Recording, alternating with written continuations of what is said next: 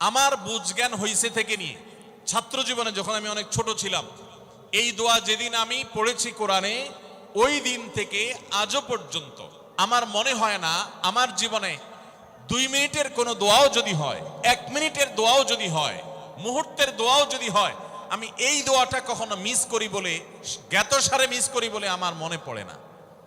ছাত্র জীবন থেকে শুরু করেছি, আজও পড়ে যাচ্ছি। আলহামদুলিল্লাহ, আল্লাহর কাছে শুকরিয়া আদায় করে আপনাদেরকে বলতে পারি, এই দোয়ার সুফল আমি নিজের চোখে দেখেছি, আমি নিজে ভোগ করছি। এজন্য আপনাদেরকে আমি বলতে চাই, বিবাহিত হন কিংবা অবিবাহিত হন, আপনার দাম্পত্য জীবনের সুখের জন্য সর্বপ্রথম এবং প্রধান করণীয় হলো এই দোয়া। এর বাইরে আরো সাধারণভাবে আল্লাহ তাআলার কাছে দোয়া করতে থাকা, যেন আল্লাহ তাআলা আপনাকে এমন একজন জীবন সঙ্গী দেন। মা বোনরা দোয়া করবেন জীবন সঙ্গী, আপনারা দোয়া করবেন এমন যেন জীবন সঙ্গিনী দেন, যে জীবন সঙ্গী আপনার চোখ জুড়ানোর মতো হবে। দেখুন, আল্লাহর ভাষা এমন যে এই ভাষা তো অলৌকিক, এটাতে কোনো মানুষের ভাষা নয়। দোয়ার ভাষ্য লক্ষ্য করেন, আল্লাহ শিক্ষা দিচ্ছেন আমাদেরকে, রব্বানা হাবলানা মিন আজওয়াজিনা ওয়া যুররিয়াতিনা কুররাতা আয়ুন। হে আমাদের রব, আমরা আপনার কাছে এমন স্ত্রী চাই, এমন সন্তান চাই, এমন পরিবার চাই, যেই পরিবারের সদস্য, আমার স্ত্রী, আমার সন্তানরা আমার নয়ন জুড়াবে, আমার চোখ জুড়াবে, এরকম মানুষ চাই। একটু ভাষাটা লক্ষ্য করুন। আমরা সাধারণত দোয়া করলে কি চাই? আমরা এক একটা দিক চাই। ধরুন, আপনার স্ত্রী মাশাআল্লাহ অনেক সুন্দরী, অপূর্ব সুন্দরী, তিনি আল্লাহ তাআলা তাকে অনেক রূপ লাবণ্য দিয়েছেন, কিন্তু তার যদি চরিত্রটা খারাপ হয়, তাহলে এই স্ত্রীকে আপনার নয়ন জুড়াবে, চোখ জুড়াবে, চক্ষু শীতলকারী হবে? আপনার স্ত্রীর চরিত্রও ভালো, দেখতে শুনতেও মাশাআল্লাহ সুন্দর, কিন্তু পড়ালেখা নেই, বুদ্ধিশুদ্ধি নেই, একটু বেকুব কিসিমের, তাহলে কি আপনার চোখ জুড়াবে? ভালো লাগবে?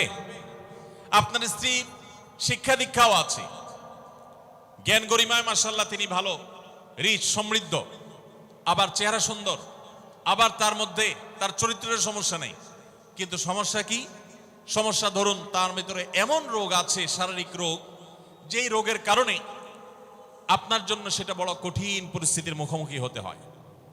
ধরেন দুরারোগ্য কোনো ব্যাধি আছে, মরণ ব্যাধি আছে, এমন কোন রোগ আছে যেটার কারণে আপনাকেও সাফার করতে হয়, তাহলে এই স্ত্রী কি আপনার চোখ জুড়াবে? ঠিক একই কথা স্বামীর ক্ষেত্রে প্রযোজ্য, সন্তানের ক্ষেত্রে প্রযোজ্য। আল্লাহ তাআলা এমন একটা শব্দ শিক্ষা দিয়েছেন, দেখুন, আল্লাহর কাছে চাইতেও জানতে হয়। উল্টাপাল্টা দোয়া করলে দোয়া পূরণ হয়ে যাবে, কবুল হয়ে যাবে, কিন্তু আপনার কাজ হবে না। অনেক যুবক আছে আল্লাহর কাছে দোয়া করে, আল্লাহ বেশি না, 1,05,000 টাকা চাই। অনেক যুবক লিখে দেয় আমাদেরকে, হুজুর দোয়া করবেন বেশি না, আমি আল্লাহর কাছে 1,05,000 টাকা চাই। আল্লাহরে টার্গেট দিয়ে দিছি, কত লাগবে? 5 লাখ। কেন? একটা বাইক কিনবে, যুবক মানুষ, রাস্তাঘাটে বাইক ছাড়া চললে ভালো লাগে না, একটা ভালো সেট কিনবে, না হলে ফেসবুক স্ট্যাটাস ভালো করে দেওয়া যায় না, ছবি তুলে দেওয়া যায় না। সাইফুল্লাহ ভাই ছবি তুলে দিতে বলছেন না, মাহফিলের ছবি তোলা যায় না। আর কিছু টাকা দিয়ে ছোটখাটো একটা দোকান কিছু একটা করবে, বিয়ে শাদীর ব্যবস্থা করবে, বাস, বেশি কিছু চাই না। তো আল্লাহ তাআলা 5 লাখ টাকা ধরেন আপনাকে দিয়ে দিল, সাথে একটা রোগও দিয়ে দিল, ওই রোগে খরচ হবে 6 লাখ। তাহলে আপনার এই 5 লাখের কোনো মানে আছে?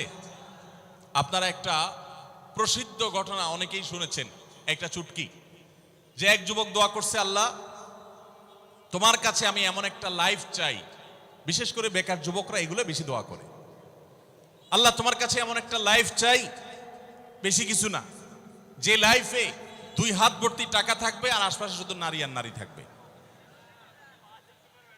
এরকম একটা লাইফ চাই। তো আল্লাহ তাআলা তার দোয়া কবুল করে ফেলছে। দোয়া কবুল করছেন কিভাবে?